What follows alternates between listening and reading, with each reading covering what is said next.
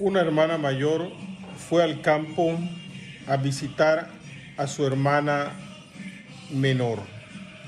La mayor vivía en la ciudad y estaba casada con un comerciante.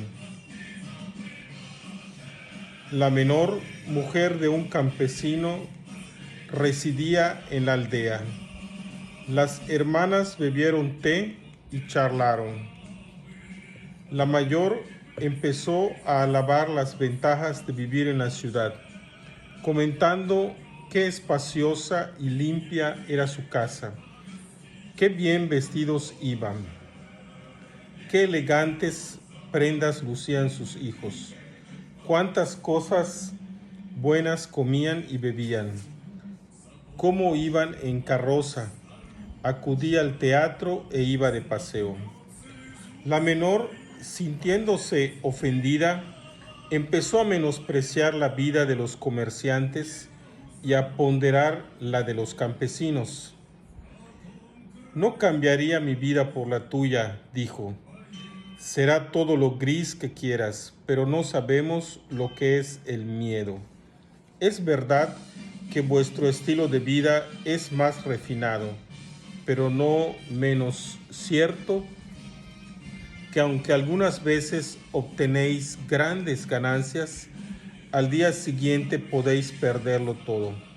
Recuerda lo que dice el proverbio: la ganancia es hermana de la pérdida. A menudo sucede que hoy eres rico y mañana estás mendigando un pedazo de pan. En cambio, la vida del campesino es más segura, modesta, pero larga. Nunca seremos ricos, pero siempre tendremos que comer. Entonces la mayor dijo: ya, en compañía de cerdos y terneros, sin ninguna elegancia ni modales.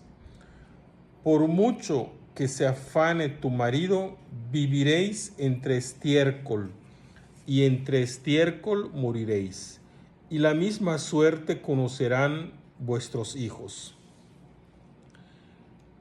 ¿Qué le va a hacer?, replicó la menor. Nuestras labores lo exigen, pero en cambio nuestra posición es más firme. No tenemos que inclinarnos ante nadie, y a nadie tememos vosotros, y a nadie tememos. Vosotros en la ciudad vivís rodeados de toda clase de tentaciones. Hoy todo va bien,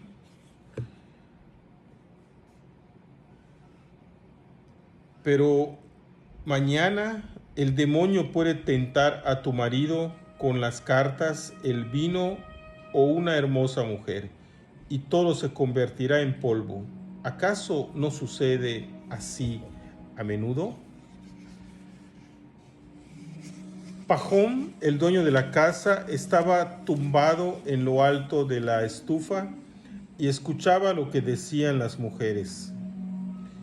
Es la pura verdad, exclamó, ocupados desde pequeños en cultivar a nuestra madre tierra, no tenemos tiempo de pensar siquiera en tonterías.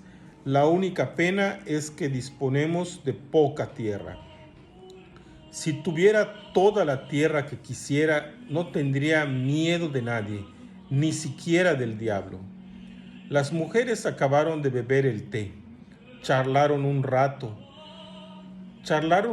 de vestidos, recogieron la vajilla y se fueron a la cama. El diablo se había sentado detrás de la estufa y lo había escuchado todo. Se había alegrado mucho de que la mujer del campesino hubiera inducido a su marido a alabarse. Se había jactado de que si tuviese mucha tierra no temería ni siquiera al diablo. De acuerdo, pensó el diablo, haremos una apuesta tú y yo. Te daré mucha tierra y gracias a ella te tendré en mi poder. Cerca de la aldea vivía una pequeña propietaria, dueña de una hacienda de 120 deciatinas. Antes siempre había vivido en paz con los mujiks, sin perjudicarlos en modo alguno. Pero un día contrató como administrador a un soldado retirado que empezó a abrumarlos con multas. Por muy atento que estuviera Pajón, tan pronto un caballo se metía en un campo de avena, como una vaca se colaba en el huerto o las terneras entraban en los prados, y cada vez recibía una multa. Pajón pagaba y luego en casa insultaba y pegaba a los suyos. Aquel verano tuvo tantos quebrantos de cabeza por culpa de ese administrador que se alegró cuando llegó el momento de encerrar el ganado en los establos, aunque le molestaba tener que procurarse forraje. Al menos estaría libre de temores. Durante el invierno corrió la especie de que la señora quería vender la tierra y ya estaba en tratos con el posadero del Camino Real. Los campesinos recibieron la noticia con no poca inquietud. Si el posadero se quedaba con la tierra, pensaban, nos acribillará a multas. Estaremos aún peor que con la señora. No podemos vivir sin esa tierra, la compraremos entre todos. Así pues, una asamblea de campesinos fue a ver a la señora para rogarle que no vendiera la tierra al posadero y le ofrecieron pagar un precio más alto. La señora aceptó. Los campesinos trataron de concentrarse para comprar toda la tierra. Trataron de concertarse para comprar toda la tierra. Se reunieron una vez y después otra, pero no se pusieron de acuerdo. El diablo sembró la discordia entre ellos y no fueron capaces de alcanzar un compromiso. Entonces los campesinos decidieron comprar parcelas individuales, cada cual según sus medios. La señora aceptó también esa solución. Pajón se enteró de que su vecino había comprado 20 deciatinas a la señora, que había aceptado aplazar la mitad del pago hasta el año siguiente. Lleno de envidia, pensó, comprarán toda la tierra y yo me quedaré sin nada. Entonces decidió hablar con su mujer. Todos compran, dijo. También nosotros deberíamos comprar unas 10 deciatinas. Así no podemos seguir. Ese administrador va a acabar con nosotros a fuerza de multas. Se pusieron a pensar en lo que podrían hacer para comprar esa tierra. Habían ahorrado 100 rublos. Vendieron el potro y la mitad de las colmenas. Mandaron al hijo a trabajar y Pajón pidió un préstamo a su cuñado. De ese modo lograron reunir la mitad del dinero. Una vez amasada esa suma, Pajón eligió una parcela de 15 deciatinas con un bosquecillo y fue a tratar con la señora.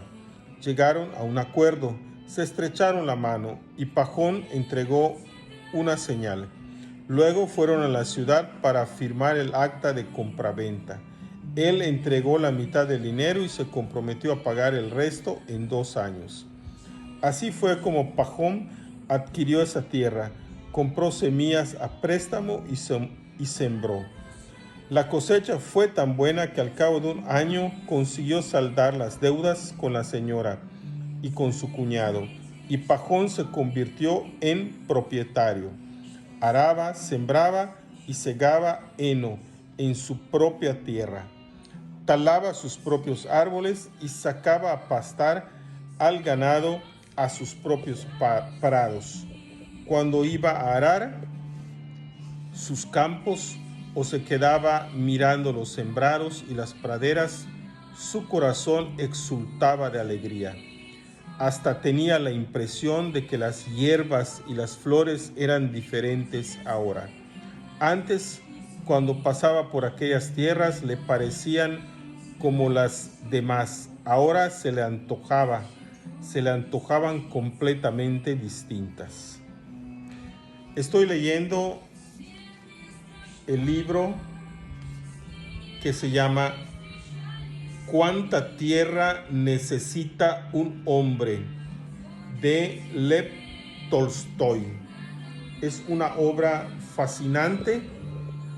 Es un cuento relativamente corto que viene con algunas ilustraciones y se los recomiendo ampliamente. Lev Tolstoy es un novelista muy famoso de Rusia y esta es mi recomendación del día de hoy.